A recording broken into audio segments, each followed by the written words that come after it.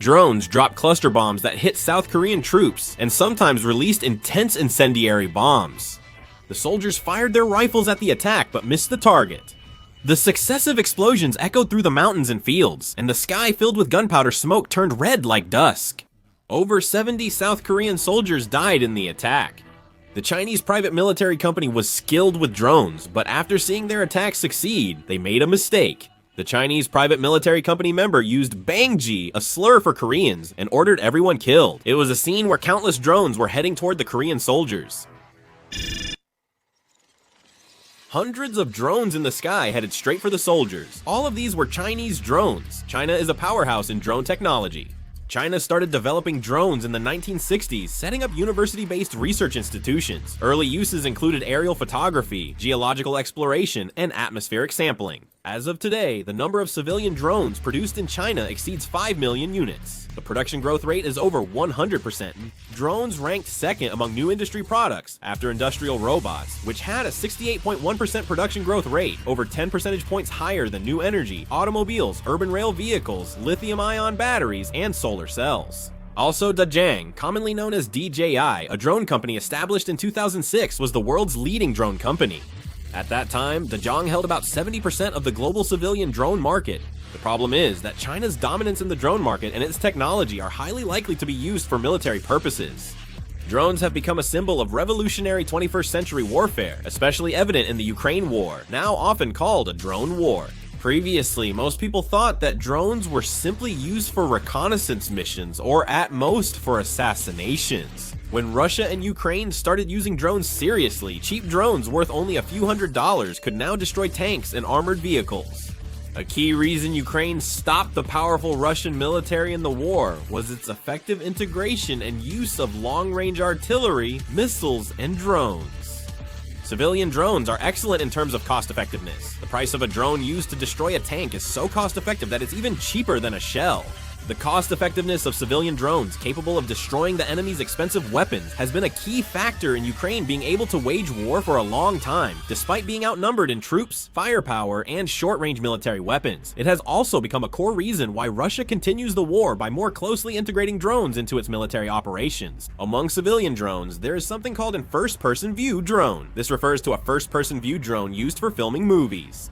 However, this drone can perform precision strikes undetected by enemy air defenses. This drone costs up to $3,000 or 3.4 million won.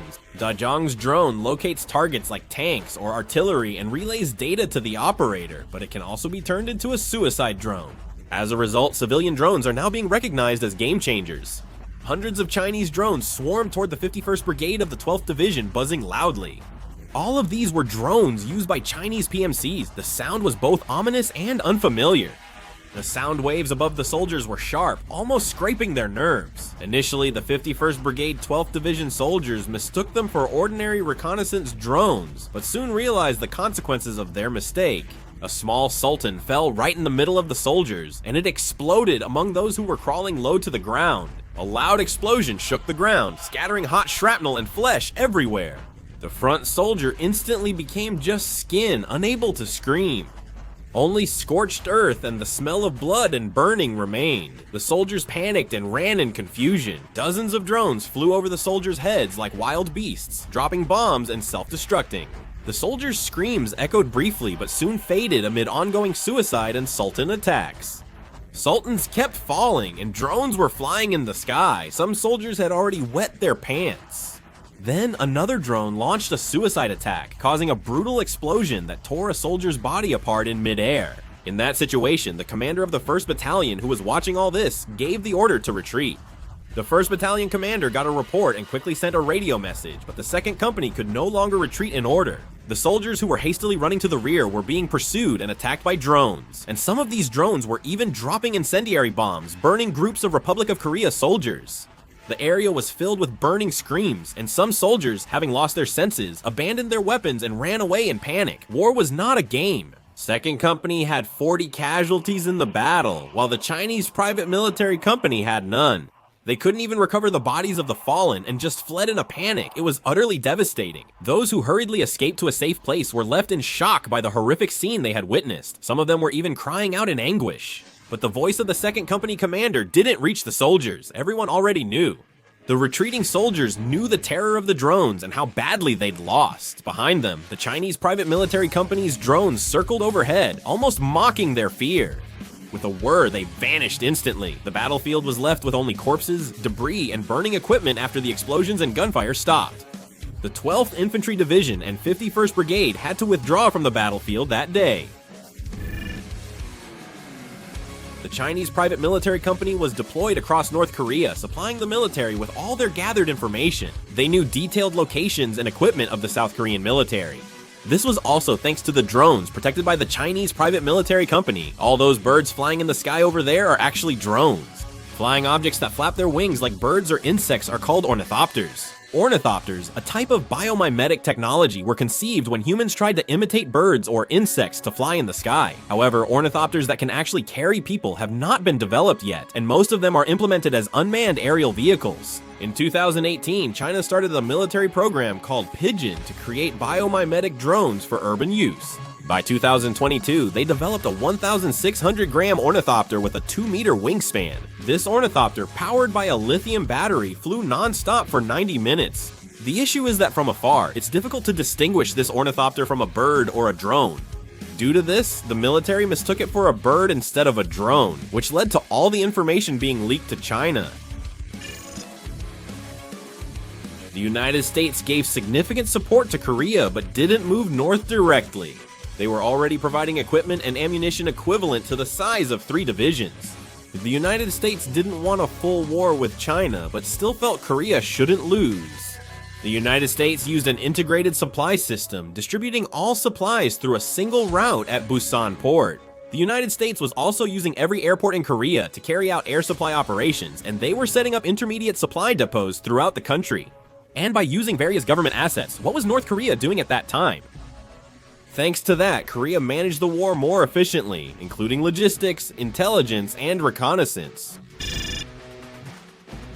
After news spread that Pyongyang was burning due to Korea's attack and that North Korean forces had suffered fatal damage on the front lines, an emergency State Council meeting was convened in the State Council conference room in Beijing to discuss how to respond to the situation on the Korean peninsula going forward. The marble-lined conference room was tense. The Chinese leadership viewed this as more than just a North Korean issue. They saw this as affecting China's military and national interests. They believed South Korea expelling North Korea and Chinese influence to unify the peninsula would directly threaten China's strategic interests. And they concluded among themselves that the Chinese PMCs they had sent wouldn't last very long. The other high-ranking officials also seemed to agree with the Chinese premier's remarks. As a result, the atmosphere was increasingly focused on preparing for war with Korea. For China, North Korea serves as both a buffer and a gateway to the Pacific. If Korea took over the area, it would also threaten China significantly. Sinwiju is about 700 kilometers from Beijing, China's capital. In China, the Korean peninsula is sometimes called the Throat, starting with the later Zhao established by the Xiongnu-ji tribe, and going through the northern way of the Xianbei, the Song and Ming dynasties of the Han Chinese, and up to modern China. More than 10 central Chinese regimes have collapsed in crisis due to instability in the Korean peninsula and Manchuria. For example, in the late 16th century, the Ming dynasty sent a large army to aid Joseon during the Imjin War. In the late 19th century, despite their own struggles, the Qing dynasty also sent troops to Joseon during the Imo Incident and Donghak peasant movement. Look at the Korean War. They sent over 1 million troops and challenged the United States. China still fears that Korean peninsula instability could spread through Manchuria to Beijing, plunging the country into chaos. History shows this, so China closely watches the Korean peninsula and intervenes quickly. Although they had already intervened, they began preparing themselves to the point of being ready for a full-scale war with Korea. In that situation, there was a long silence in the State Council conference room in Beijing, but then a firm statement broke the silence. Someone suggested that they should be willing to carry out a nuclear attack. When the premier and vice chairman of the Central Military Commission of China argued heatedly, the atmosphere turned cold. The term nuclear attack was nearly taboo in China, but now things had changed. If the buffer zone of North Korea were to collapse, it was obvious that mainland China would be directly exposed to threats from the United States and its allies. So Xi Jinping decided to deliver a warning that he would not hesitate to use nuclear weapons. The Chinese Foreign Ministry spokesperson held an emergency press conference and issued a strong message globally. They stated attacks on North Korea must end now. China will use any means to protect peace on the Korean peninsula, and if ignored, they won't hesitate to use nuclear weapons. China's announcement stunned the world. China has emphasized its nuclear deterrence several times in the past, but it was unusual for them to directly mention the possibility of a nuclear attack like this. Foreign media outlets like Cable News Network and British Broadcasting Corporation reported breaking news that nuclear war was imminent, and stock markets around the world began to plummet. The price of gold and gas started to skyrocket. Meanwhile, China at the same time disguised its troops as volunteers and sent thousands, even tens of thousands of volunteer soldiers into North Korea. The Korean peninsula was in great turmoil. After Beijing's announcement, a meeting took place in Seoul's underground bunker. President Lee Myung-han, along with key ministers and aides, tried to remain calm, but the atmosphere in the meeting room was very tense. But then, President Lee Myung-han unexpectedly ordered preparations for nuclear weapons development. President Lee Myung-han's disregard for others' opinions, once a weakness, became a strength at this moment. South Korea is seen as having high nuclear potential and is called a quasi-nuclear armed state. South Korea has all nuclear weapon delivery systems except intercontinental ballistic missiles and the infrastructure to make triggering devices. While it lacks nuclear material, it could quickly obtain large amounts if desired. South Korea has advanced research reactors and nuclear technology, operating nuclear plants for decades. Spent nuclear fuel is overflowing, so there's plenty of plutonium for nuclear weapons. China responded to these changes by pursuing nuclear armament. Soon after China's announcement, South Korea's Ministry of Foreign Affairs issued a statement. They said China's announcement is unreasonable and threatens regional stability and world peace. We will stand firm and fight back as our actions against North Korea protect the Republic of Korea's security and our people's freedom. If China keeps discussing nuclear weapons, the Republic of Korea will announce it may consider all countermeasures, including its own nuclear arms. Korea and China's nuclear standoff quickly sparked a global response. The United States sided with Korea and warned China of strong sanctions, and in fact, many countries around the world were imposing economic sanctions on China. Meanwhile, China and its allies also imposed economic sanctions on Korea. Russia backed China and resisted Western pressure. The United Nations Security Council met urgently, but disagreements among permanent members prevented an agreement. The Korean peninsula is now a focal point for nuclear tensions, and the world faces uncertainty about where conflict might start. A long time had passed since the Republic of Korea issued a national mobilization order, urgently calling up reservists and civil defense personnel nationwide. Mobilization orders were being issued by the millions all over the country, but even in such circumstances, there were quite a few people who did not respond to these orders. Whenever a police car passed, families of non-compliant individuals cried out, and some people protested in the streets, asking why only their sons were taken. The government said it would not tolerate non-compliance, and the media widely reported this. Some said we are citizens, not expendable resources. Some defended this view during the Gangneung armed commando incident. Over 4,000 reservists ignored the mobilization call. This was over 6% of all reservists, but during the war, the number rose further. All of them were being arrested one by one and punished according to the relevant regulations. Damage to the 11th Infantry Division and 51st Infantry Brigade was so great that some battalions were rotated with the 17th Infantry Brigade in the rear. These incidents happened because there has been almost no real combat experience since the Vietnam War. Also, the amount of training wasn't that much, and the soldiers' proficiency wasn't very good either. And since there was an absolute shortage of non-commissioned officers and a lack of junior officers, maybe these things were inevitable. Some units crossed the armistice line into North Korea, but none made a significant breakthrough on the front line. Only the 1st Division was advancing toward Gaesong at that time. In that situation, the 52nd Infantry Brigade of the 12th Infantry Division also seemed to be overextending itself while trying to break through the demilitarized zone.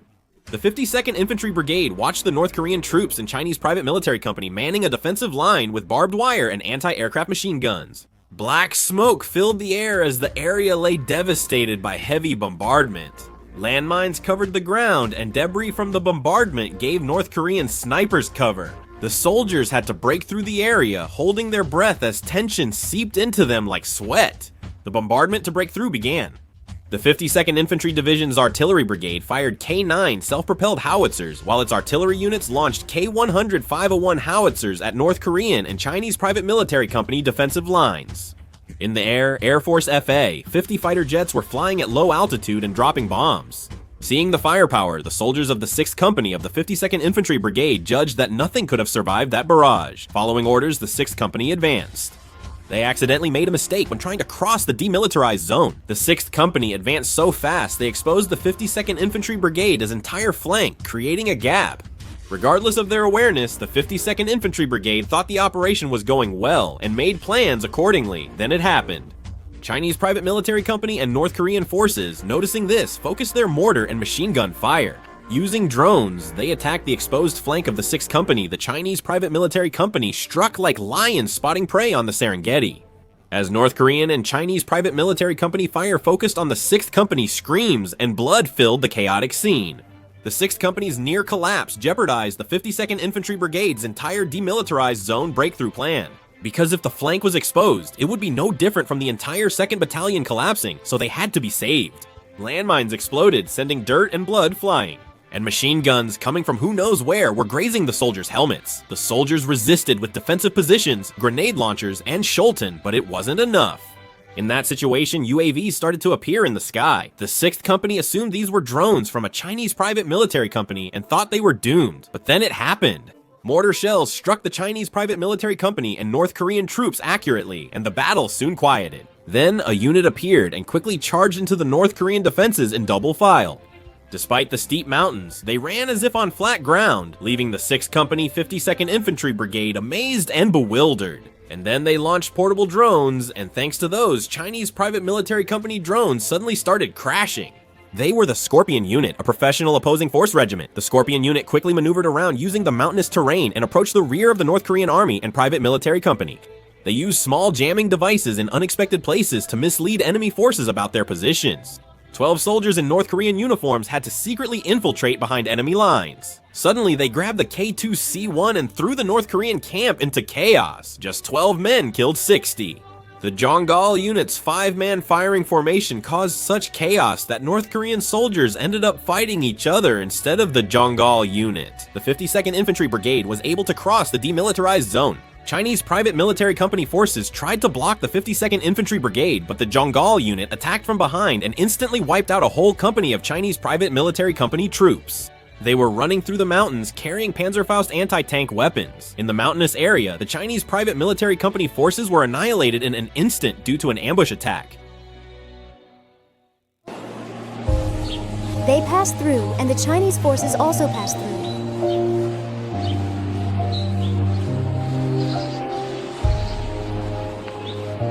The troops are the Chinese private military company forces. They passed through.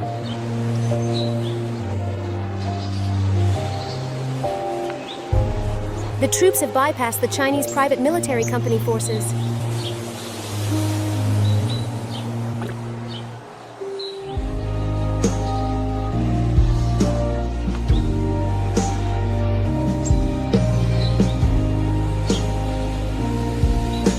They have passed through.